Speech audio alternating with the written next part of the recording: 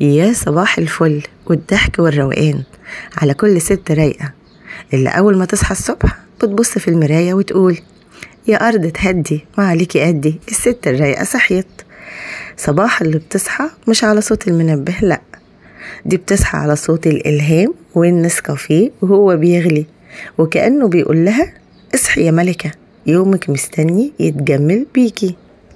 ولو انتي بقى من الستات اللي أول ما بتصحى بتتخانق مع الملاية وبتدوري على الشبشب تحت السرير وكأنك في بعثة آثار، فأهلا بيكي في وسط جمهور الستات الرايقة اللي بيبدأوا يومهم بضحكة وكوباية قهوة وكمية لا بأس منها كده من ولا يهمني.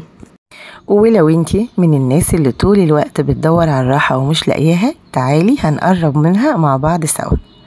في الفيديو ده هقولك على حاجات هتقربي بيها وهتحسي انك بقيتي فعلا من جوه ست رايقة، مش بس من بره، لا من جوه كمان.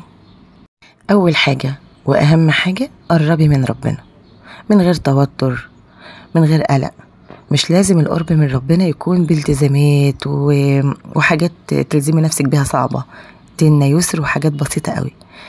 فجأة القرب اوقات بيكون بحاجة بسيطة او بكلمات بسيطة بتكون طالعة من قلبك، يا رب قويني، او بدعوة وانتي بتغسلي وشك، يا رب ابدأ يومي وانا كله بركة كده وحماس ونشاط، واديني يا رب القوة وعيني على يومي واجعلي يوم مليان بركة وخير وحسنات وطاعات.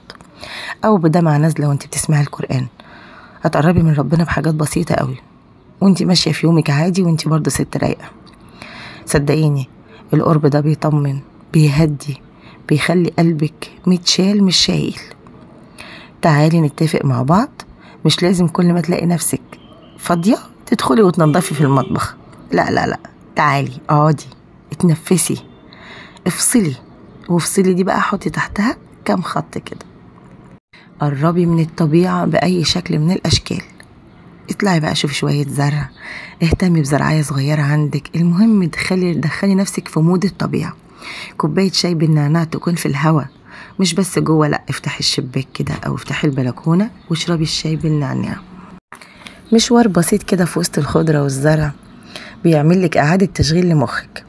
طب لو مش قادرة يا هنا لا انزل ولا اروح ولا عندي مكان للخضرة، افتحي النت يا قلب اختك وشوفي فيديوهات فيها زرع وفيها خضرة وفيها طيور واصوات كده وورد حاجات كده تعملك ريفرش لمخك كده ولجسمك. صدقيني المخ بيتأثر وبيهدى.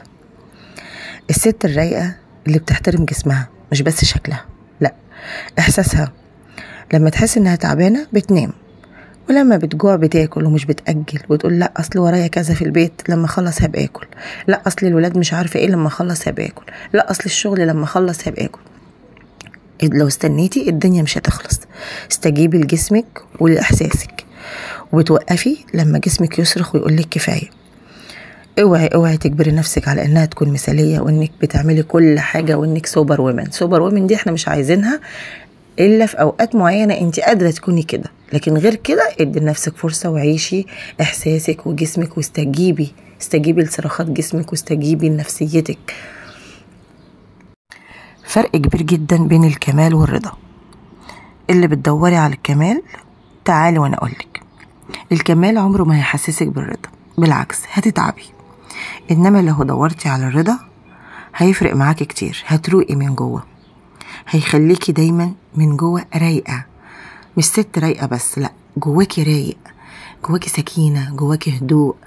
لان الرضا ده البوابة لكل خير ممكن تتخيلي. لان الرضا بيبدأ بأول حاجة، الرضا بأقدار الله، سواء كانت حلوة او بحكمنا احنا او بنظرتنا المحدودة ان هي مش حلوة، لا، هو ربنا عز وجل رب الخير لا يأتي الا بالخير. نظرتنا المحدودة ممكن تقولي ان احنا فيه ده شر، لكن هو عمره ما كان شر، هو خير، بس الحكمة لا يعلمها الا الله. حطي لنفسك مقتطفات زي اللي انت شايفاها دي كده، حطيها قدامك في المطبخ، في اي مكان انت بتشوفيه رايحة جاية كده، شوفي ما لم يكن نورا لنفسه لم تسعفه كل اضواء الكون. حطي حاجات زي دي هتديكي دفع وهتديكي احساس بالتفاؤل والفقلولة، يعني فقلولة. حتما تستطيع، اكيد تستطيع انك تكوني ست رايقة، انت قادرة تعملي كل حاجة نفسك فيها، بس انت تنوي. النية اهم حاجة. النية مع الرضا مع الصبر مع كل حاجة هتلاقي نفسك بقيت شوية شوية عندك سكينة وعندك رضا. اهم حاجة وان الانسان الا ما سعى. نسعى في طريق ان احنا نكون ستات رايقة، نسعى في طريق ان احنا نكون كل يوم عندنا بداية جديدة مع ربنا عز وجل. عندي اليوم ده ذكر جديد، عندي اليوم ده اجر جديد، عندي اليوم ده طاعة جديدة. طوري من نفسك، اعملي ليومك او في يومك ورد ليكي، ورد لله. يومك مليان حاجات لولادنا ولبيتنا ولاهالينا، لا اهم حاجة ورد لله. الورد اليومي لله هيظبط لك بقية اليوم وهيظبط لك حياتك كلها. دايما قولي لنفسك انا مش مضطرة ابدا ابدا ان دايما اكون 10/10 علشان استحق الراحة والهدوء. لا، انا استحقهم دلوقتي وانا ماشية في طريقي. مرة يوم 5 ويوم 6 ويوم 7، مش مهم ابدا ابدا انا كام في المية، المهم انا مرتاحة ولا لا. والراحة دي بقى نسبية. انا برتاح نفسيا لما بعمل فنجان قهوة واقعد مع نفسي وافصل كده، ومعايا اذكاري ومعايا الصلاة على النبي. مش قادرة أقولك صلي على النبي، اللهم صلي وسلم وبارك على سيدنا محمد، هتظبط لك كل حاجة في الدنيا. معايا صلاتي على وقتها، يا سلام، بتعمل كده إعادة شحن ليكي 5 مرات كده في اليوم، إعادة شحن للبطارية بتاعتك. معايا طول ما أنا قاعدة فاضية وعندي هواية زي اللي انت شايفاها كده، أعمل لي كم حاجة كده أجدد بيهم في البيت. طول ما انت رايحه جايه بتبص لهم تقولي الله شوفي انا عملت حاجه حلوه ازاي، الله شوفي دي صنع ايديا، وطلعتي بها الطاقه السلبيه اللي جواكي. معاكي وردتين صغيرين في حته قصريه زرع زي ما انت شايفه، كل يوم تهتمي بيهم وتعتني بيهم. انت بتعتني بنفسك قبل ما تعتني بيهم، لان لما بتشوفيهم بيفتحوا انت كمان بتفتحي معاهم.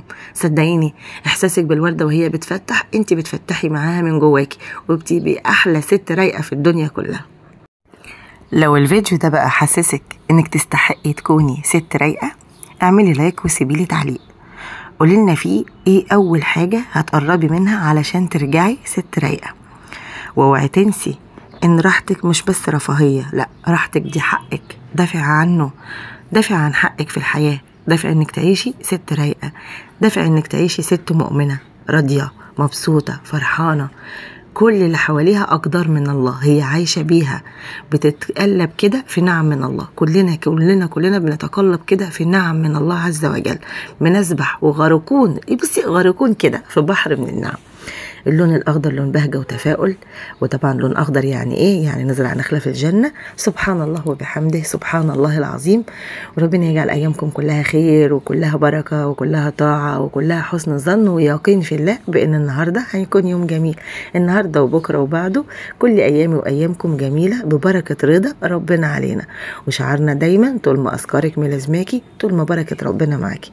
لو وصلت لحد هنا انزلي زرعي نخلة في الجنة وقولي لي الشعار بتاعنا في القناة اسمه ايه.